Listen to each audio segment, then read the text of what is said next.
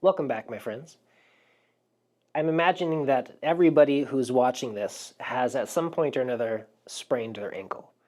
And walking around, twisting it, it tends to twist in one direction. This is the direction humans tend to have weakness. We walk and we go, oh no! And this whole area becomes hyperstretched. It opens too much. So we start to get a lot of swelling and local pain. Certainly normal. What people often don't recognize is that because this is hyperstretched, this tissue pulls tight as a way to protect it and keep it closed because it was pulled too much. And a funny thing happens in the body that because this half of this movement is now pulling tight, the line on the inside also has to pull tight to hyperbalance the tension on the outside. So a funny thing of tension along the inside of the ankle and the leg develops because of the hyperstretch on the outside. And so this kind of compensation happens all throughout the body. We see it all of the time. And in one of the common spaces is here in the shoulders. And so in the last couple of days, we worked on the tops of the shoulders, the back of the shoulder, and all of that tension that we all know we tend to walk around with. Maybe with poor posture, this gets really stretched out, and so it gets pulled tight to keep us safe, and we end up in this weird S-shaped body. And as you can imagine, that kind of constant lengthening and stretching and pulling, if I'm laying on a pillow in a strange way, or I just have terrible posture, which most of us do, this hyper lengthening causes a tension in the front. So what happens on the other side to counterbalance it? Another area of tension clenches and pulls tight. And this is an interesting counterbalancing thing. It's talked about a lot in exercise and physical therapy circles. This tension in the back and tightening and pulling in the front. And so you have people with this strange drawn back posture, and even if their shoulders are coming back, this is still clenched and rolled forward, right? And so we need to both release the back and the front. People tend to feel like, oh, I'm slouching, and so I'm going to stand up straight. And now they've added tension to the frozen nature of the back, and at the same time, they're pulling this tighter, making it worse. And so what we want to do is open the back, yes, shoulder blades release away, sink down, just like we were working on, while releasing the tops of the shoulders, of course. And, perhaps in a more difficult way, we also want to learn to release the front, which is why we spend so much time often standing with our arms here to correct this foreshortening that occurs without trying to pull it open and back, because that doesn't help. So with my little sprained ankle stunt, what I'm trying to do is show how a lengthening, hyperstretching on one side causes tension, which causes also more tension on the inside, the opposite side. And the whole body is like that. And I'll come back to that more often as we practice. But for the sake of today, emphasize learning to let go of that grip that occurs in the front here.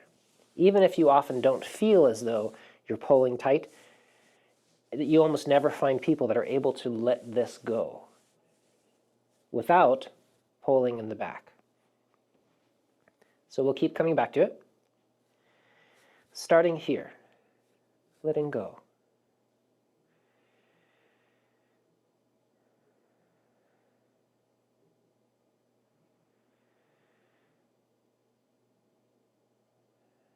Releasing your neck, softening the tops of your shoulders.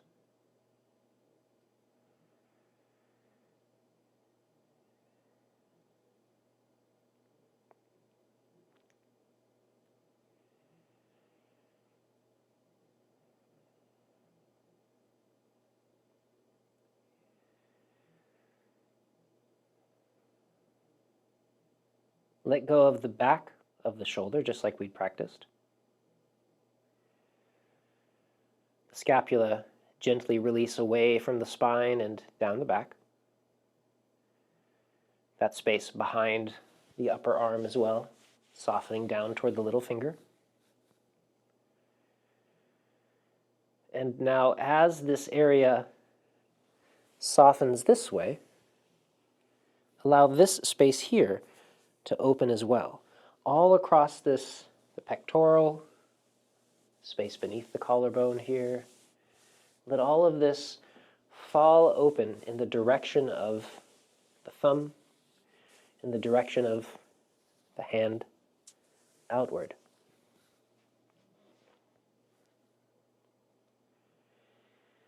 Don't do it by pushing. Don't try to force things open. It's impossible to get the correct kind of opening through force. You can't fake it.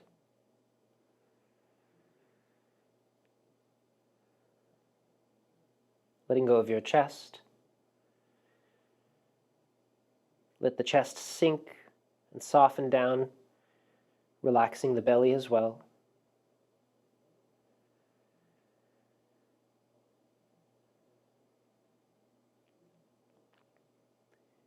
Softening open your lower back, allowing the tailbone to fall. The hips and glutes release.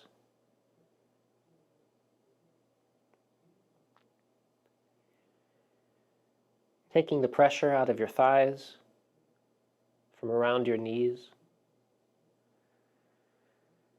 Softening your lower legs. Letting go of tension around your calves and along the shin bone. From indeed, all around the ankle, and the feet, of course.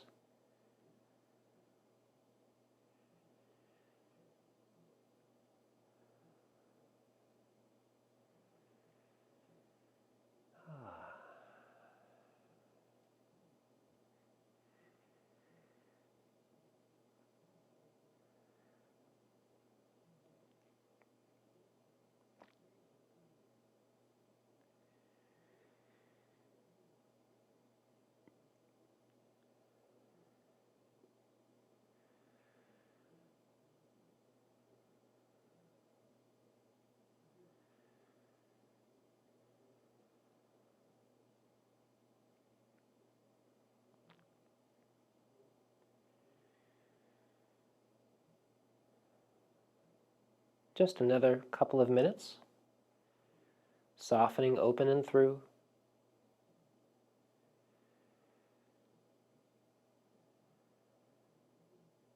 Concurrent with this 100-day series for the neck and shoulder, I've also been running a 100-day series of an hour of standing and seated meditation. And today we talked a lot about understanding what we mean by posture. And you can apply this to any of the movements that we practice in this class. You have to understand that the way that you get into a posture, even this one, is the practice. The way you move through a practice is the practice.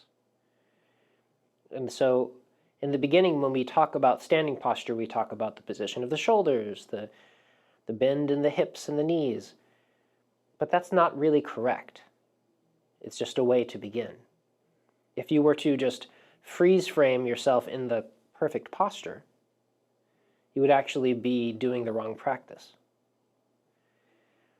Instead, the posture or the movement results from the correct practice. So, for instance, my hips and knees and ankles flex slightly, not because I've moved myself into that correct position, but rather because I release the tension around my hips. That softness spreads through, opening around my knees. It releases my lower legs, and there's a nice flexation in my ankles and my feet. One takes the end result as the practice, moving into that position. The other one takes the end result as the side effect of the practice. Our actual practice is the letting go. It's the releasing through something. That's what we're doing with our time and our energy. The correct looking posture is just the result from that. My head releases up. Top of my head is going up, not because I push my head up and I say, oh, this is now the correct posture, and I am this frozen creature. The head moves up because I spent all my time letting go of my throat, back of my neck, my jaw, and all of this decompression happens, this expansion occurs, and my head moves up. But that's the side effect, not the practice. And so with all of these methods, the easiest to talk about is a quiet standing position because I'm not moving. But in this position, all of this shape results, including the release of the front of the shoulder, because I'm releasing, not because I'm trying to force my shoulder into the right position. My shoulder drops, not because this is the right position, but because I've let go of my shoulder, and a dropping shoulder is what happens.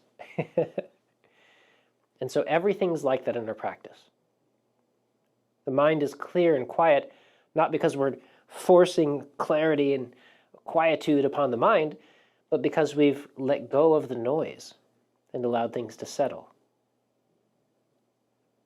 So there's the yin and the yang of that. We focus on the yin side, the inside, and that yang quality happens on its own. Closing. Gently settling your body, settling your awareness into the center. That's all we're doing. We're letting go, listening, feeling into the center of the body, releasing distraction. And then the side effects of that, of qi gathering, of the body becoming stable and nourished, soft, they happen on their own. Pay attention to the causes and the conditions of the proper practice, not the effects.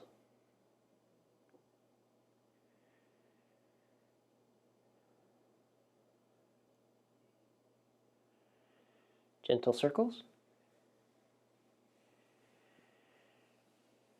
Let me know down in the comment section if that makes sense to you and you have different ways of phrasing it. And if you're confused by it, let me know about that as well. This is a very important point, and I know that there are lots of different ways to talk about it, and one of them will click with other people in our community. And so all together we help, and we all grow. Both directions.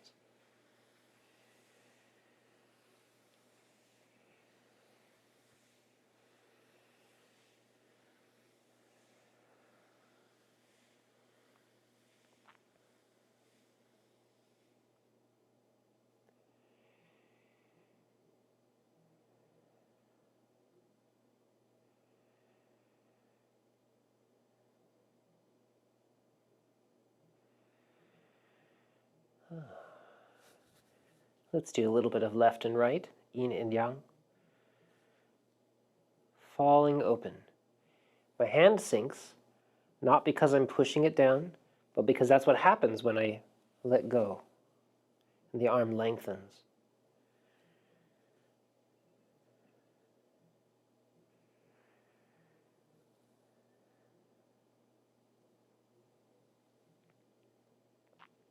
I'll keep coming back to this because from some of the questions I've been getting, I can see that this is a point of confusion that is very worth clearing up. Every practice that we do, in the very least in the world of Taoist practice, comes through this principle.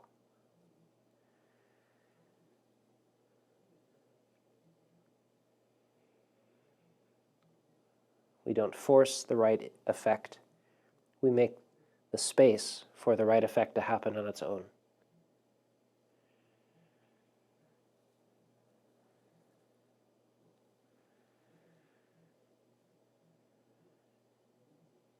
And then softening the sides of the neck.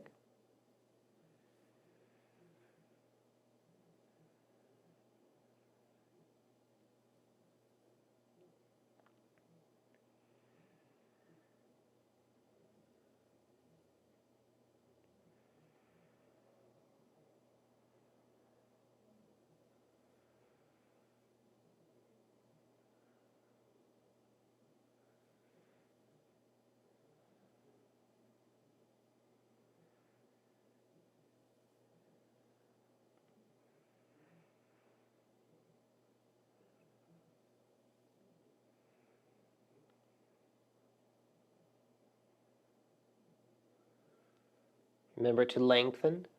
Don't fold at the neck. Lengthen.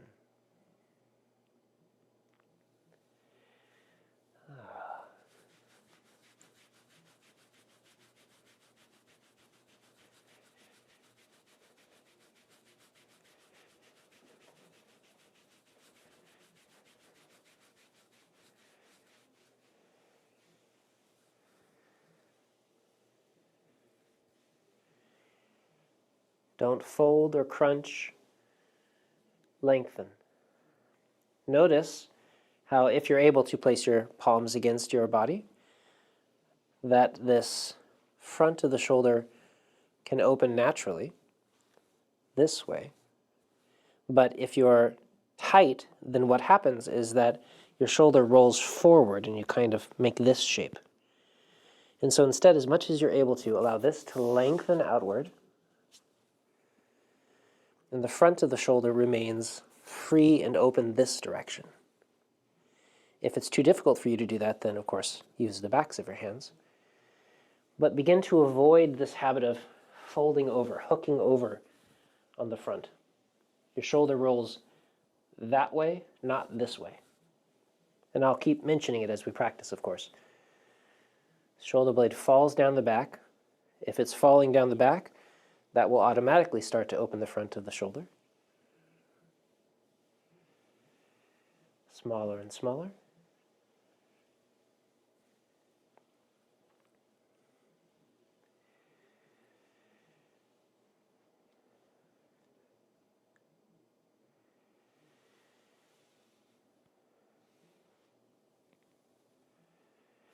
Front of the shoulder opens, stays open as you fold. Don't round over the top. You're still lengthening around this way. And then lengthened, you sink through your body. It's becoming easier to talk about this now that we've just been describing all these layers of the shoulder.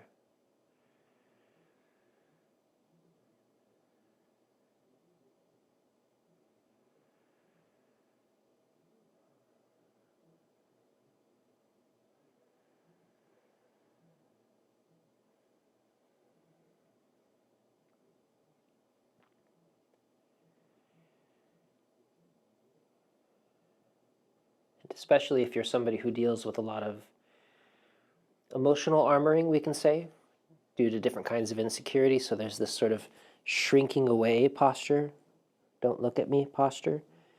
This rounding forward is a protective quality, curling into your turtle shell. And so we want to not overdo it in the opposite direction, but release that. And as you let that pulling forward flower open without closing the back, you end up in this free movement position. Incredibly beneficial for your body. Softening your hips.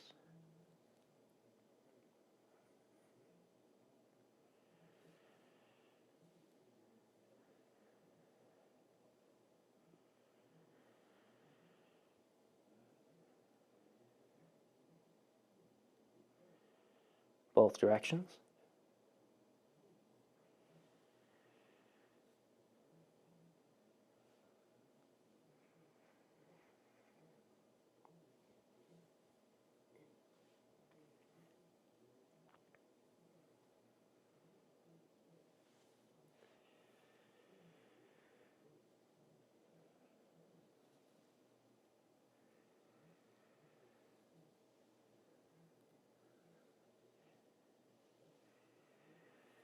Keep the body lengthened so the movement is going all the way through to the ground.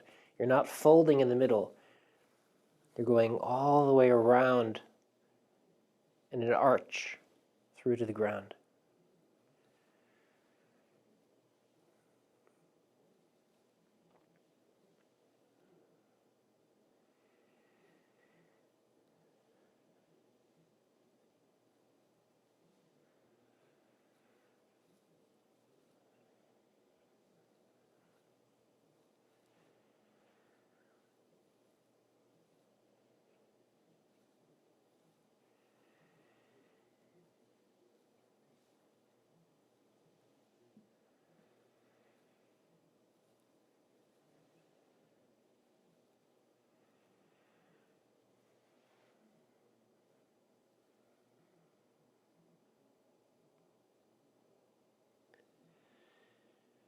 You might notice the desire to collapse forward as your hands drop or as your head drops down. Instead, maintain that length through the openness.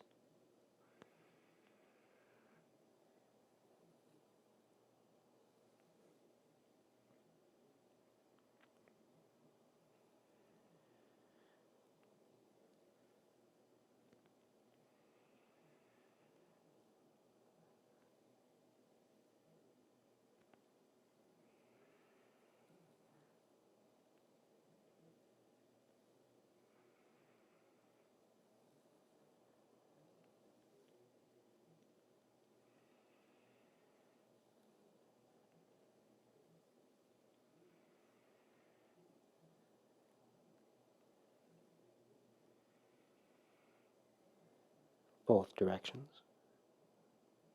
as usual.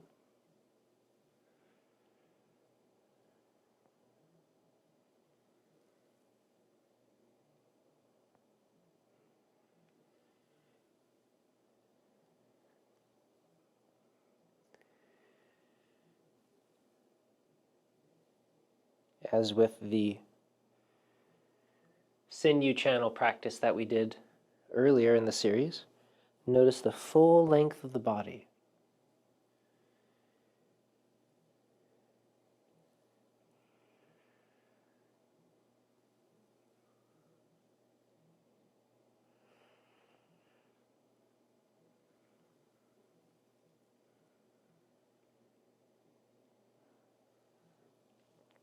Rolling up.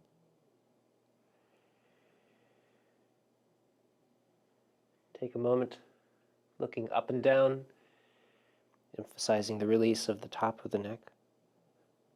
Don't collapse the chest and shoulders.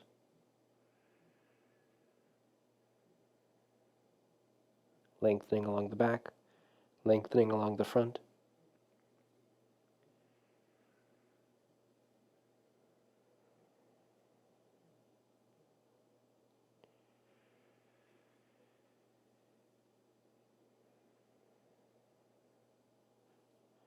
Closing when you're done. Staying open here. Don't tighten your back. Sink.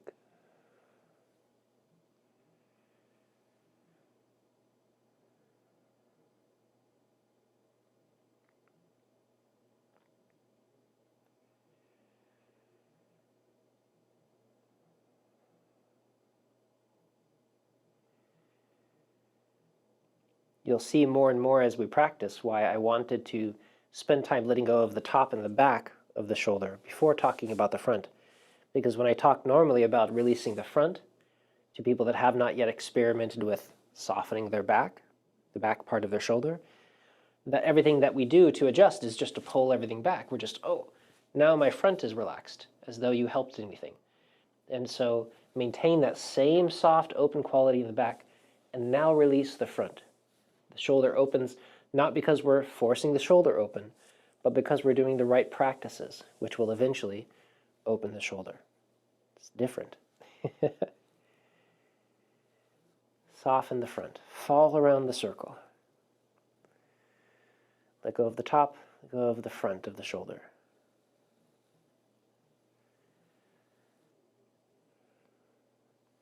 It's not just the pectoralis or the front deltoid, but there's all kinds of layered connections all the way through.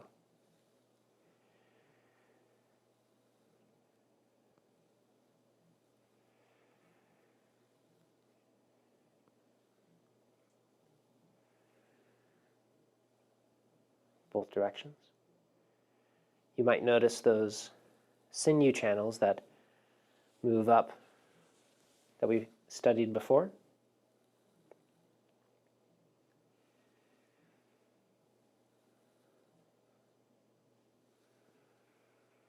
All of that needs to release together. This is all the front of the shoulder.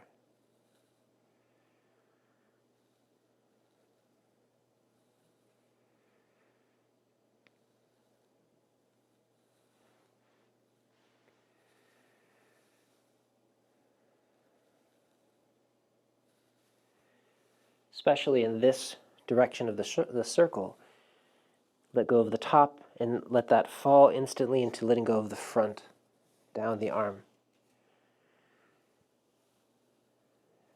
This is a really useful direction.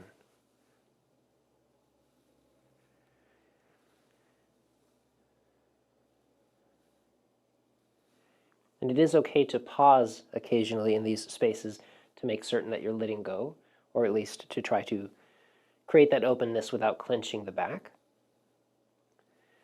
But you don't want to spend too long freezing.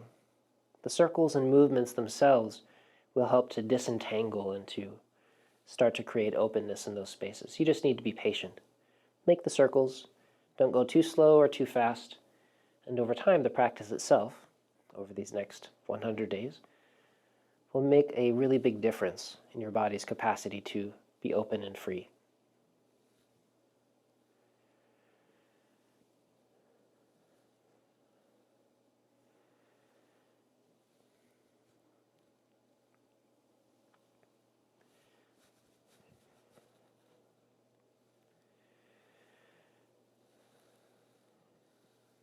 If you happen to be a bodybuilder of any kind or an athlete that does a lot of imbalanced work between the front and the back of their shoulders, their chest, their upper back. Maybe you are somebody who only does bench presses and nothing else, for instance. Or maybe you're a swimmer and you only swim a certain kind of stroke. These kinds of things will create big imbalances. Somebody who only does rowing. And this will start to deform and imbalance the body, just like we were talking about with the ankle sprain. Strain and counter-strain.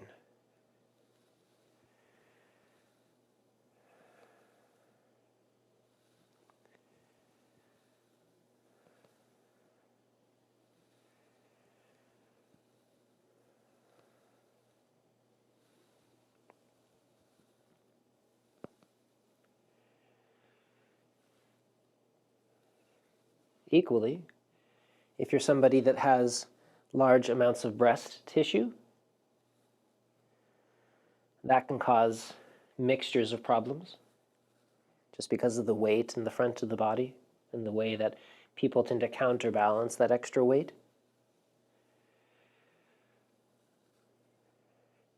You see that a lot in people who become pregnant with a very heavy pregnancy as well. Both directions. And so for you, and of course I don't have any personal physical experience with this, but I've had clients that gain great benefit from trying different kinds of support bra systems as a way to help support and change their posture. So please give those a try if you need to, if you're just finding it especially difficult to adjust due to the extra weight that you're carrying. Everyone's body is different, and so we need to find different methods to heal, including orthopedic methods like that.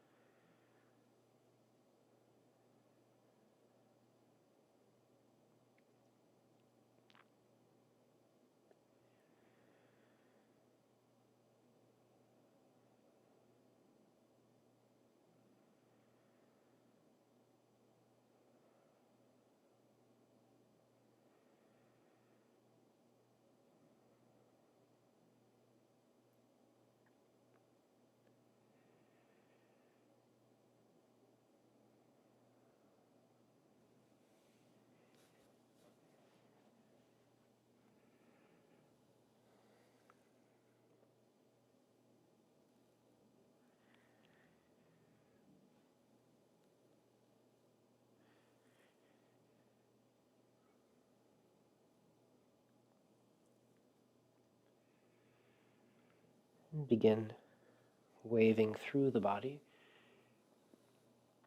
This one is particularly useful for that moment when we let go of the front of the shoulder. Palms fall open, Don't tighten your upper back. Use gravity in this case because we are leaning back a little bit as we open along the front. And that should make it a little bit easier to have the helping pried open along this line. So we'll do extra movements here. Make certain you don't do too many. Don't make your back sore. But go extra slow through that moment when the front of the shoulder and the chest fall open.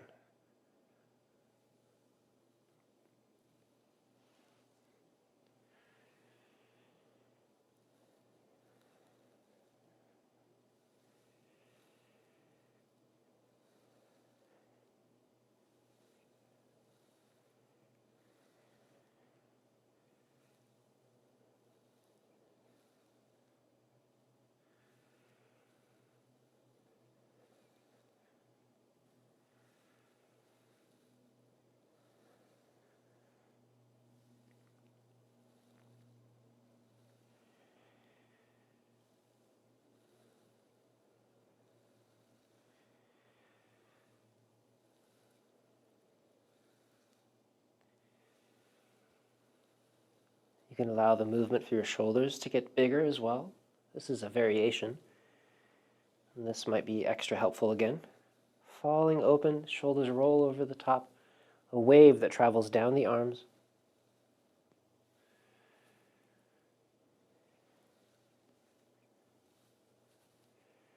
Lots of variations to these practices. Each one does something a little bit different. And then begin to taper off and maintain the same level of openness in the front. Again, if you are somebody that needs extra help here, pay extra close attention to this into the future until the problem tends to heal. The imbalance corrects itself. It will eventually.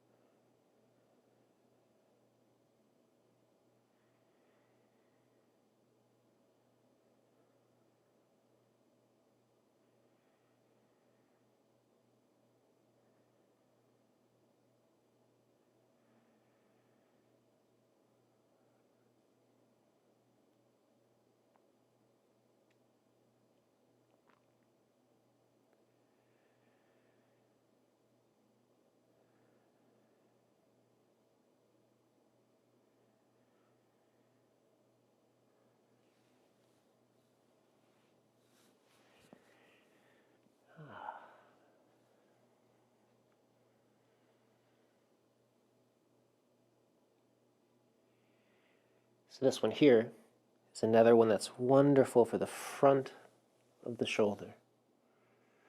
You're opening away from that point, stretching even beneath the collarbone, looking up and over. We'll do extra of these as well.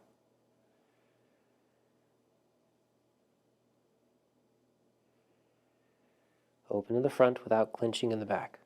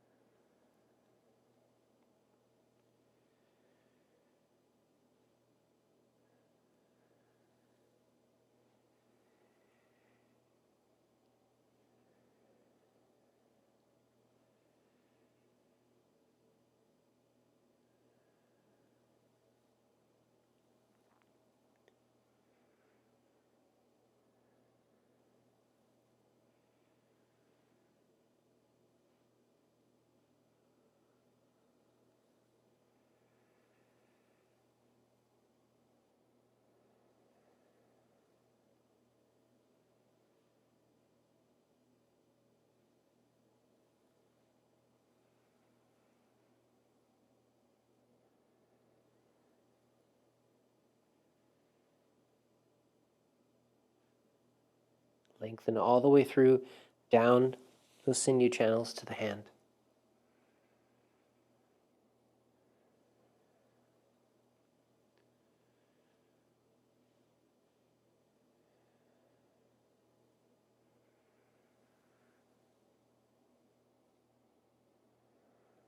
And now down and up. Notice that it releases a slightly different angle.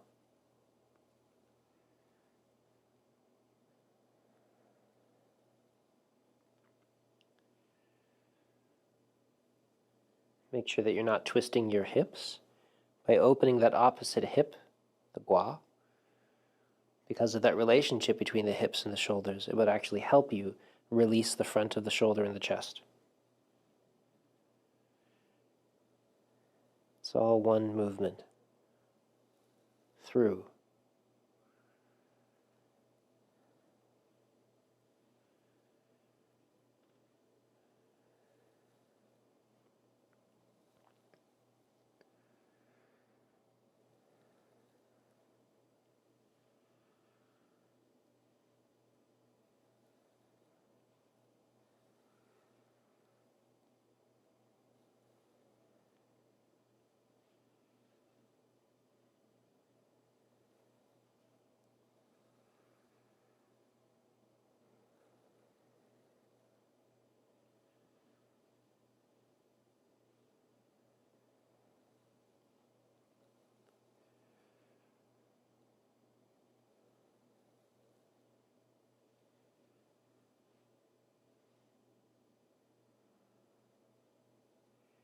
Closing when you're done. Notice the difference. Oh, it feels good.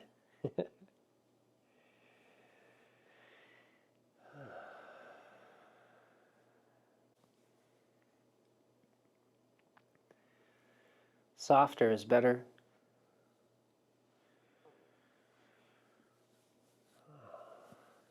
Be easy.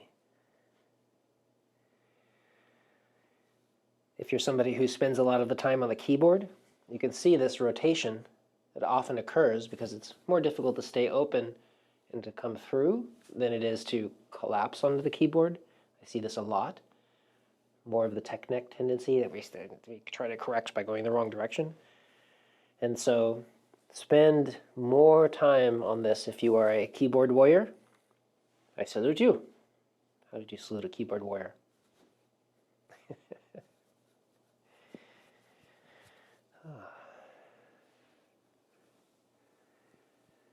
Here, shoulder opens. Open the front.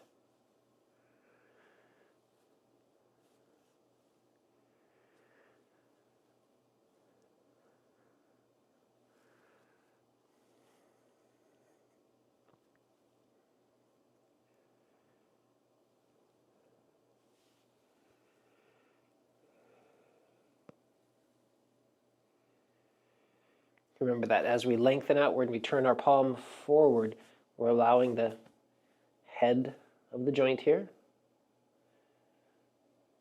to open up.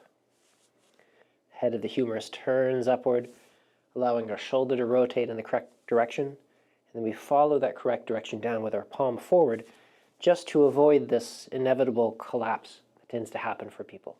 This is the reason why I do this shape, lengthening outward, the side of the leg, and then letting go at the bottom while maintaining that openness in the front. So again, if this is important for you, make certain that you, maybe several times a day, just open up, palms forward, shoulder blades sink, and settle.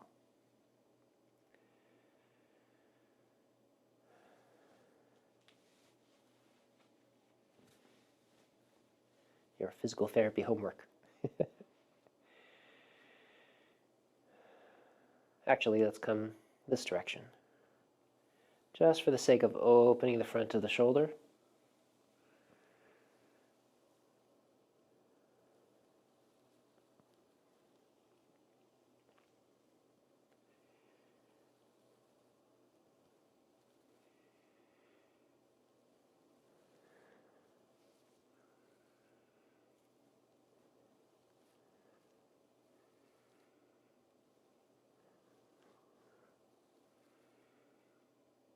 Lengthening one more time.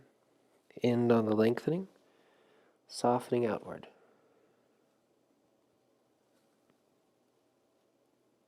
Palms forward on the way down, letting go from the elbow down, maintaining the open structure at the top. Gentle and easy.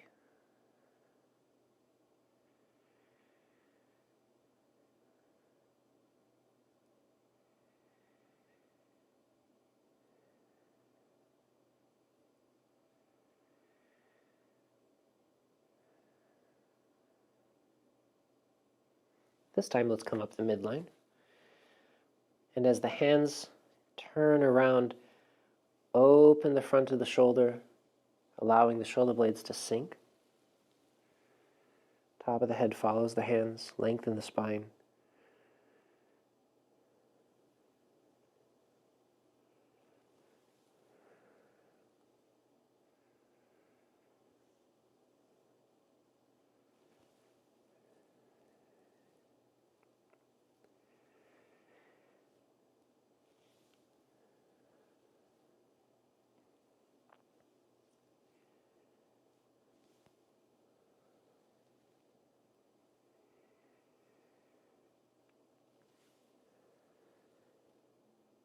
And then again, fall around the outside.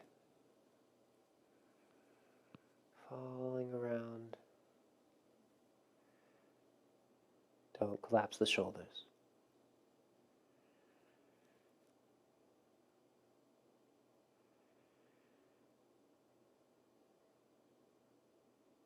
I hope that you are feeling the difference in this new structural shape.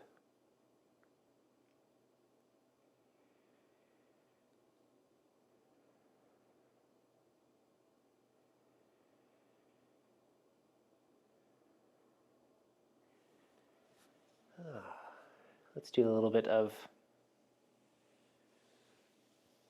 this frozen shoulder release practice. Falling along outside. Front of the shoulder opens. Feel the lengthening between the jaw, along the side of the throat, under the collarbone, to the front of the shoulder there. More of those sinew channels that you can clearly feel. They're not make-believe.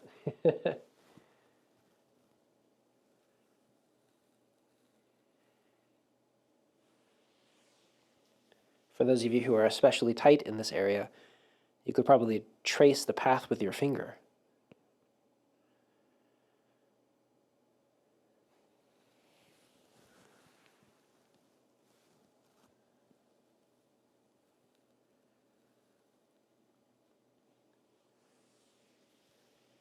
One more time on either side.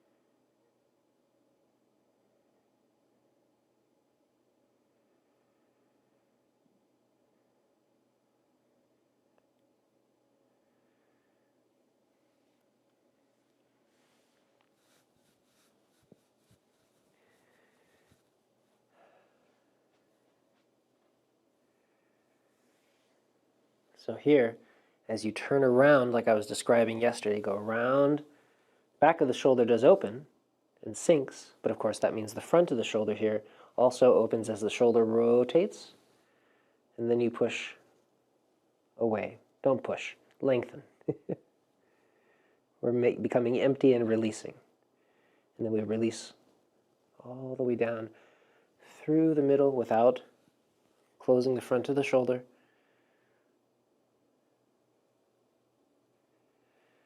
Again, I'll just point front of the shoulder opens. I'm exaggerating the circle. Opens. Sink without collapsing the front. Shoulder blade slides down the back. Chest stays open.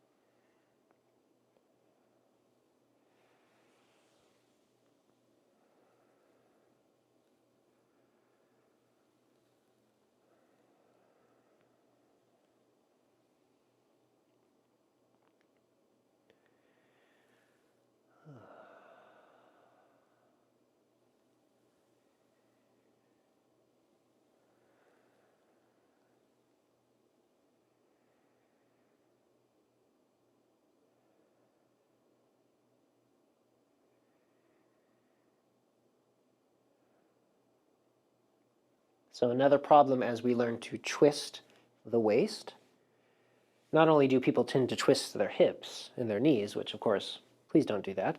We've talked about that a lot. But also when people twist and they start to look behind, instead of turning the waist, they start to twist at the shoulders. And they tend to inevitably tighten and collapse at the front because they're trying to pull themselves to the side. And so as we do the black snake twisting, please don't do that. One of the reasons it's so helpful to have this shape here, the front of the shoulder being held open as we twist, and this is held open as we twist, is to help prevent that deforming, but people still do it. And so please be extra careful as you twist, not to pull with the front. Instead, just allow your spine to rotate by letting go lengthwise and turn the waist. You can do it.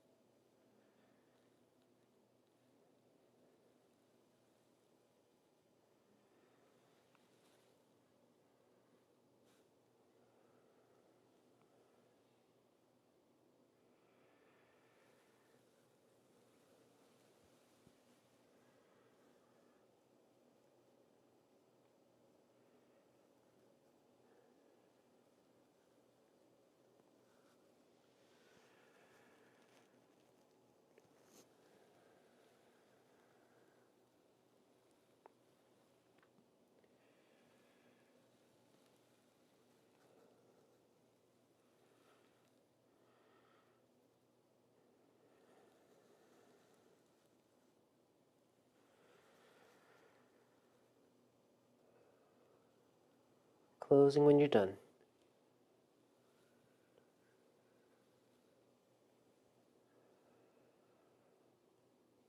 Notice how much easier it is to sink now as you soften open. Probably noticing a difference in how much more stable and calm your mind is. And this just results because you are letting go and becoming still inside.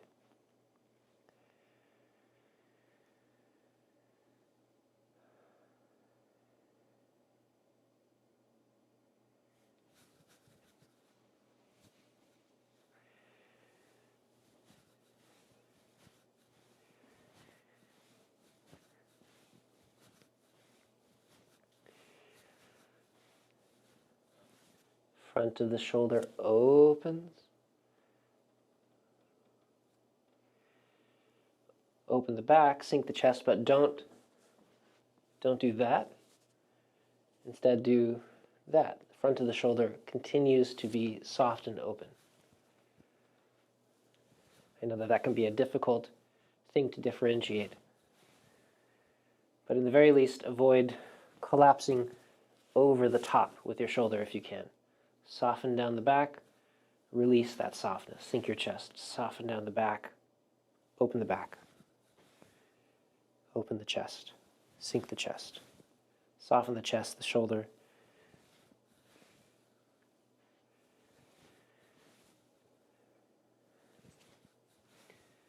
Let your thumbs turn out, peeling open this line gently.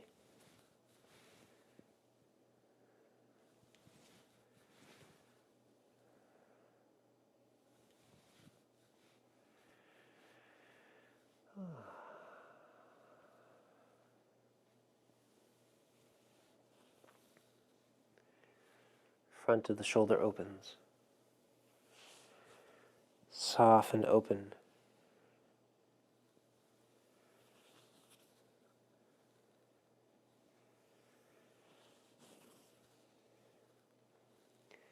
For people with tight shoulders in the front, what often happens is they come up, and instead of allowing the shoulder blade to slide down that direction, turning like this, you can see it lifts my elbow, top of my shoulder stays soft. Instead, what tends to happen is they come up and their shoulder pulls over the top forward. It goes that way, the wrong direction. And so notice if you are doing that. Allow the shoulder to roll open, and then shoulder blade slides down the back.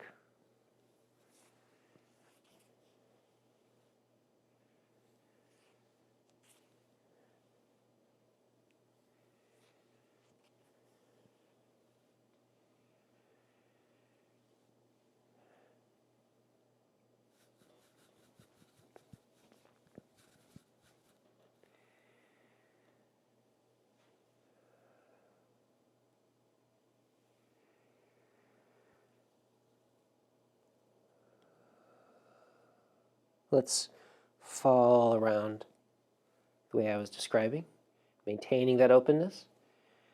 So here we lengthen outward, taking the kinks and the wrinkles out of our shirt, and then you open your back, spreading along the back. So my shirt spreads open along the back. And then without closing the back, I open along the front, so my shirt spreads along the front, taking all the wrinkles out in general. Over the top, rolling over front of the shoulder, softens open as the shoulder blades slide down the back. So you can see my thumbs turning up because this is rolling over, opening the front of the shoulder. And then we maintain that openness, softening down. Don't close the back.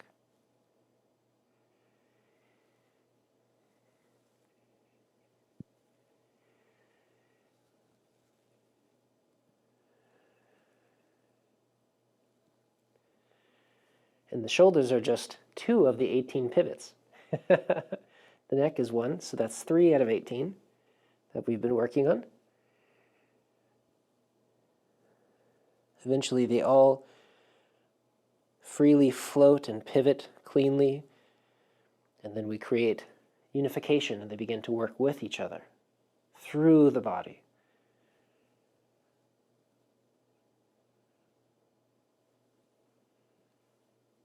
One harmonious quality of movement, guided through internal movement, shaped by intentless intent. One more.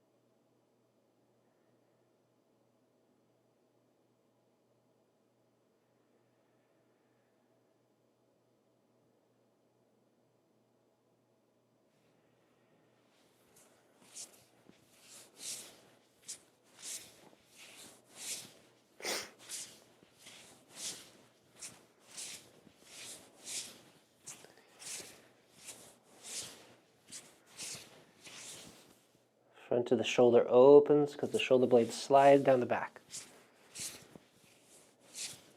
Open the shoulders, sink the chest, lift the chest. Crown of the head is always released up because the neck is soft.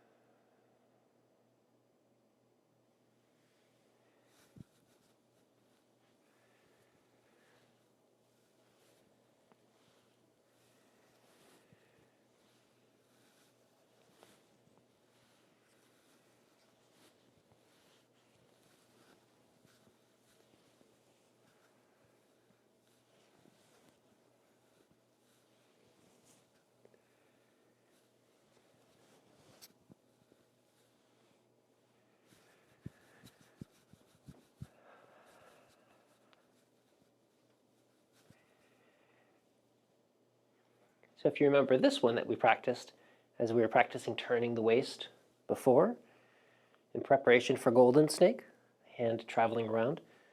So this is mostly my waist turning and the front of my shoulder opening. I'm not closing in the back. Opens here. But again, because of the way that people tend to tense up, as they draw open, they tend to start to curl forward as they come back. And so please don't do that. As you come back, stay open. Shoulder blade is released as you turn all the way around.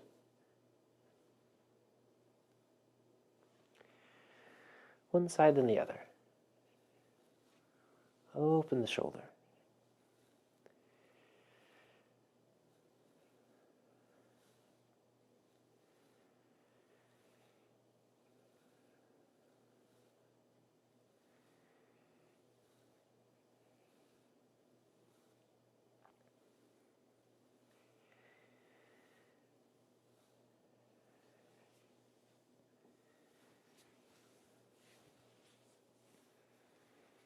Open the front of the shoulder.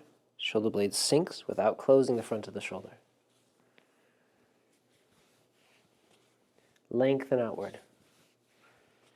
Open the front. Open the front. Be careful to avoid putting your arm behind your back. It just comes out in the line with the shoulder here.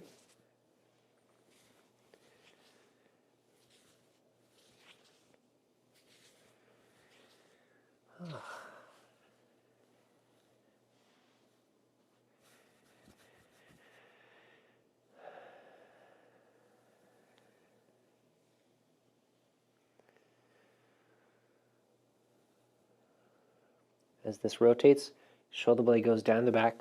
Don't close and tighten the front of your shoulder. Lengthen through. Here you open.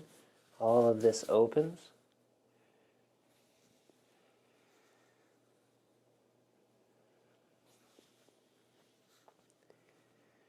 You may hear me talking about opening one side, closing the other side, just because they're relative yang and yin of each other. But for practice sake, it's probably better just to talk about the opening side. Because when I say closing, it's just relatively closed. We don't want to compress or obstruct. And those are the things that tend to start to happen as people hear close. So just think about opening in the front. Don't think about closing in the back.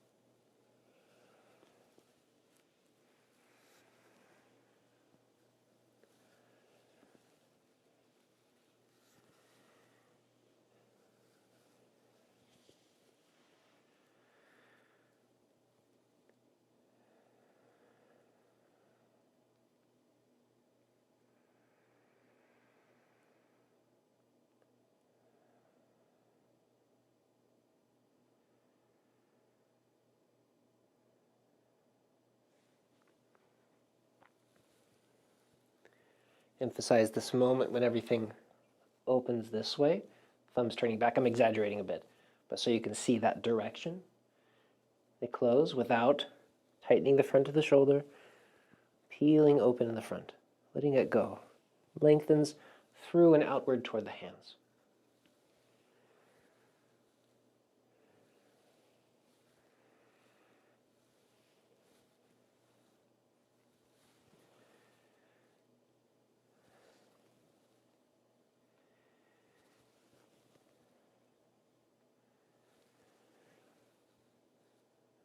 There's a fun variation that goes like that. I keep wanting to do that. So, a bit of the golden snake.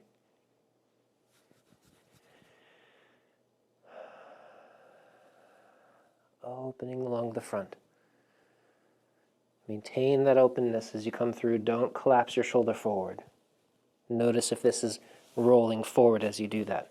Keep the shoulder blade sliding down the back. Softening lengthwise, all the way through to your fingertips. Peeling open.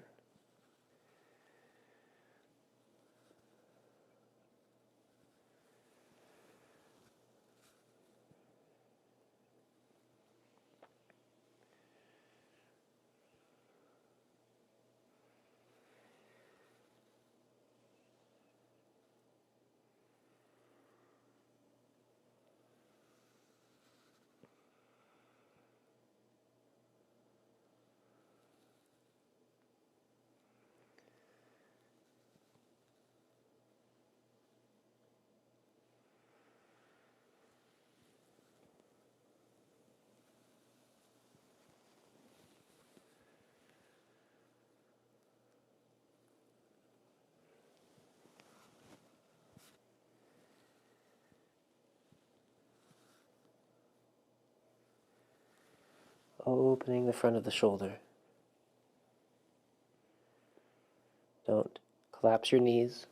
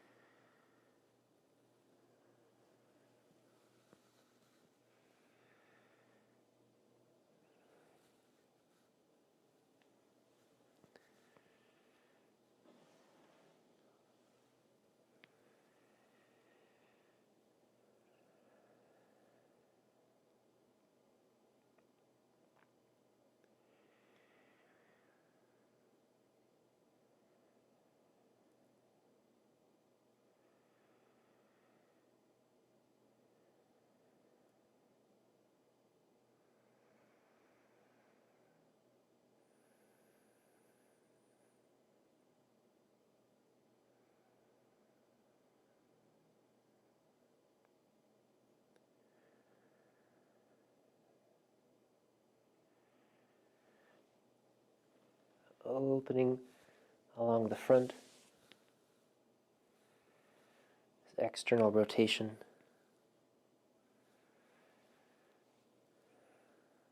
But not because you turn your hands, because you release the chest, the front of the shoulder. It falls outward.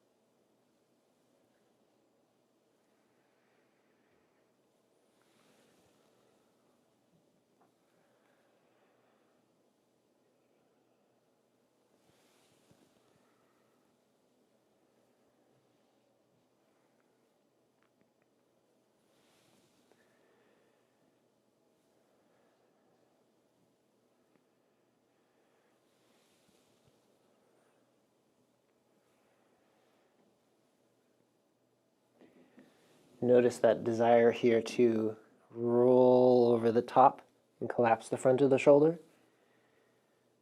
One more time. As you come around, lengthen through so that there's no rolling closed.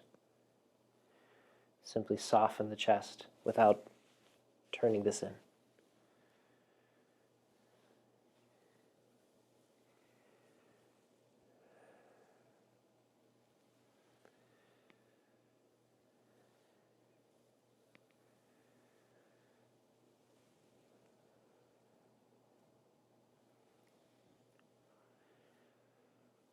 Any part of the shoulder becoming more loose and open, of course, impacts the entire joint. So you'll probably notice definitely more freedom of movement, but there also may be achiness around your joint as you're asking it to release and move in ways it's not used to.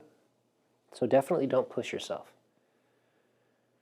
This is a pain equals no gain practice. You want your body to just soften open like it's in a warm bath. Safe and comfortable. Closing. It accepts the changes because there's nothing threatening. Just be easy.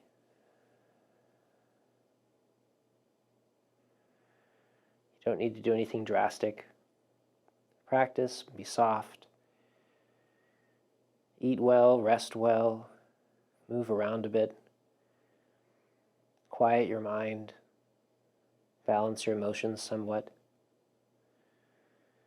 Get outside occasionally. Incredibly powerful healing journey, but it's not dramatic. So people tend to overlook it. People like the drama. Do it the easy way.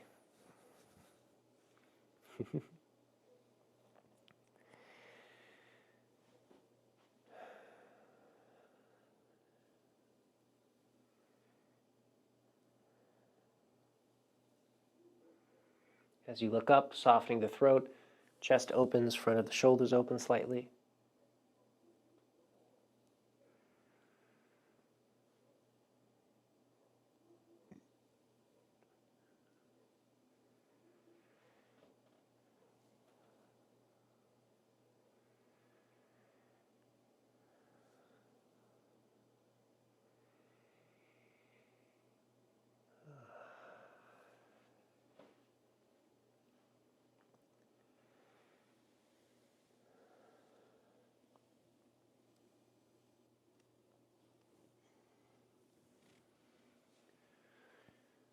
Softening open, waving down.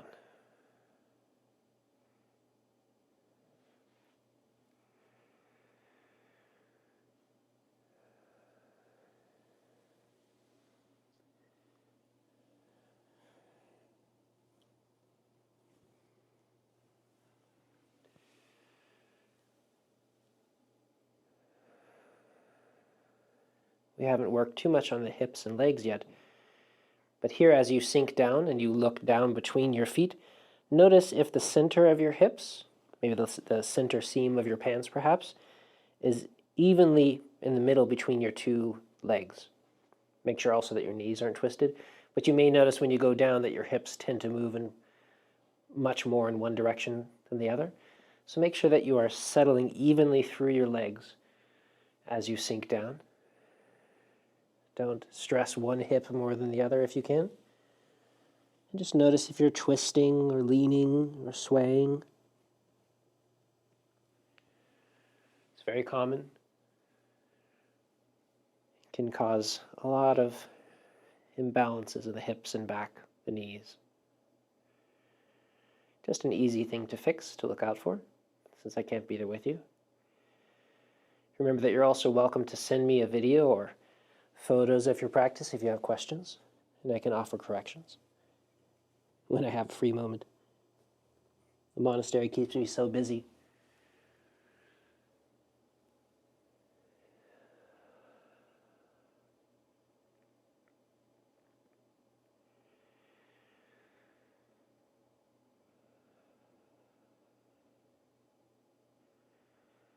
Training with Master Jerchung is like studying for a PhD, the graduate program, while training for the Olympics. Not a lot of spare time. I'm fortunate that my partner is on the same journey with me, so I get to see her.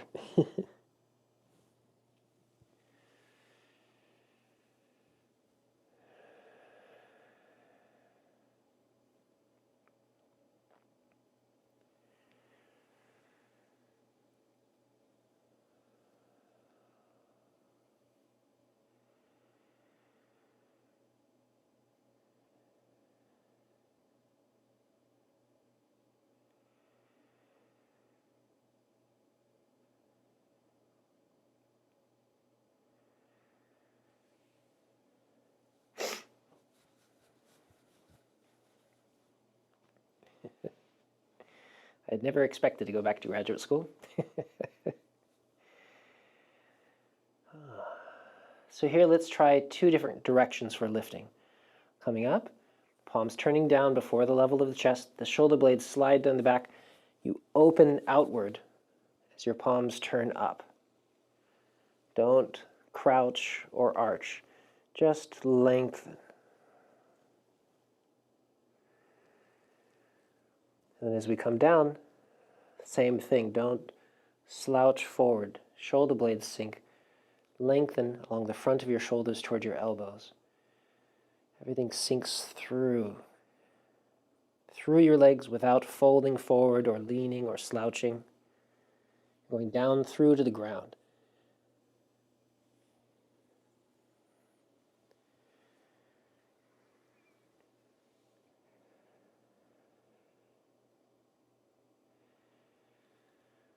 And again, this was a question that we got. So the last one was this movement, folding at the hips with a little bit of sinking, but mostly this. This one is through your legs to the ground. You don't have to go deep at all. Going through, though, sinking to the ground, this is deep enough, as long as you go through the legs. Softening up. You may lean a little bit as you sink, but that is not the goal.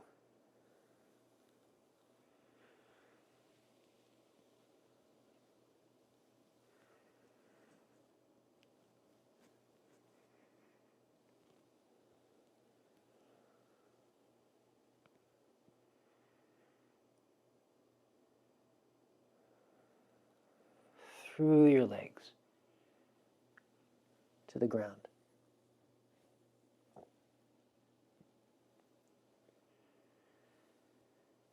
All the way up to your lower back. Your awareness sinks into Mingmen, opposite your navel, into the center. So again, this second way of lifting along the sides, opening up the sides, not behind the body. And this time we can soften along the front, looking up a little bit, and then sinking down and through. Like a waterfall is washing through your body. Your awareness flows through the center down into the ground, through your legs.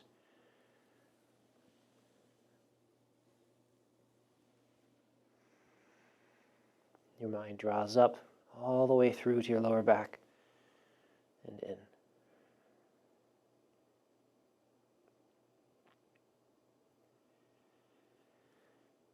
Again. Just a different way of moving through the practice. I want to give people as many options as possible.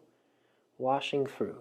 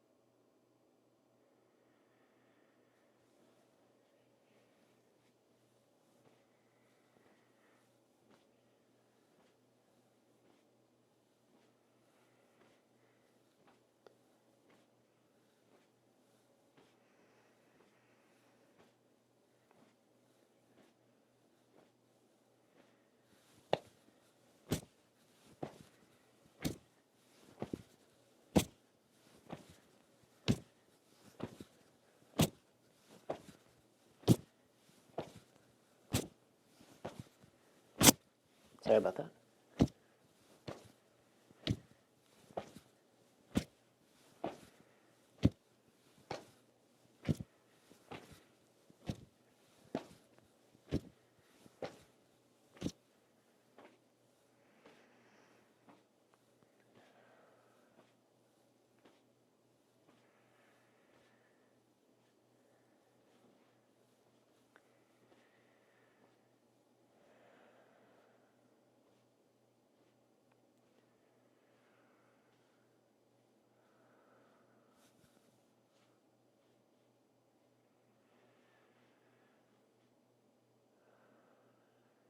As usual,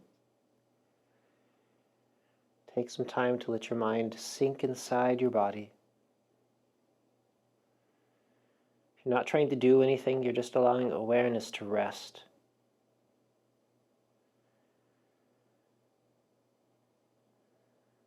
It's like you're falling asleep while paying attention.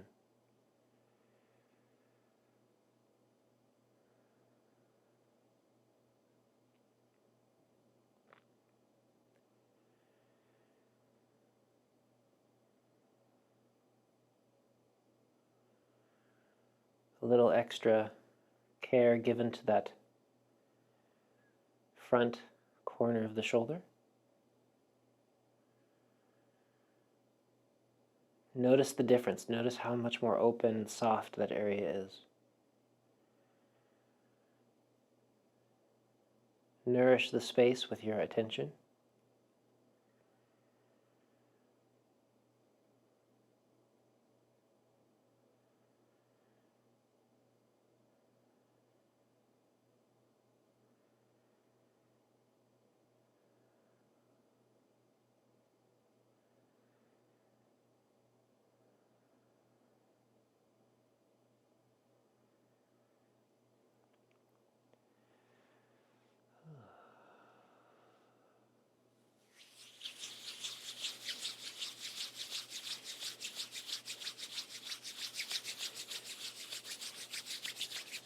Such a nice practice.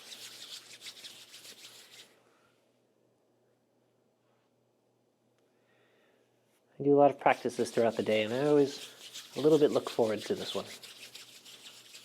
For my chance to hang out with you. Even just virtually.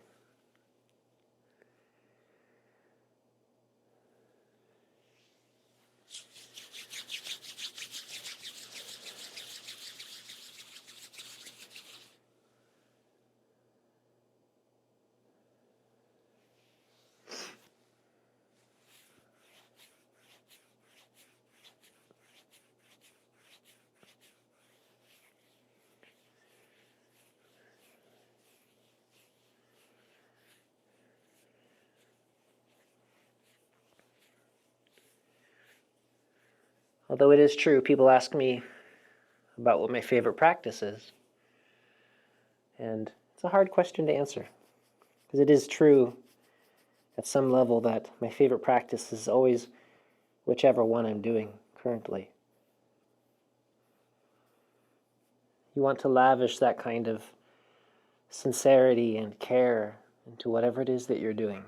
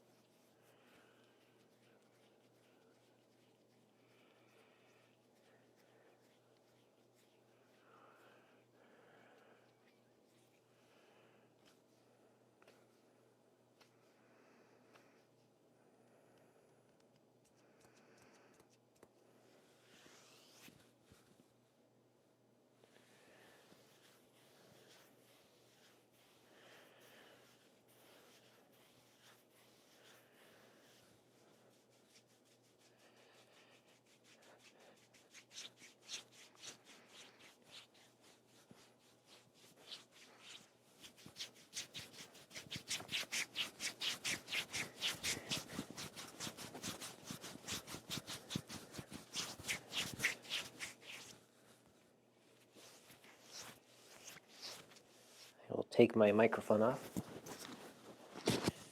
I know that bumping it is kind of loud for you.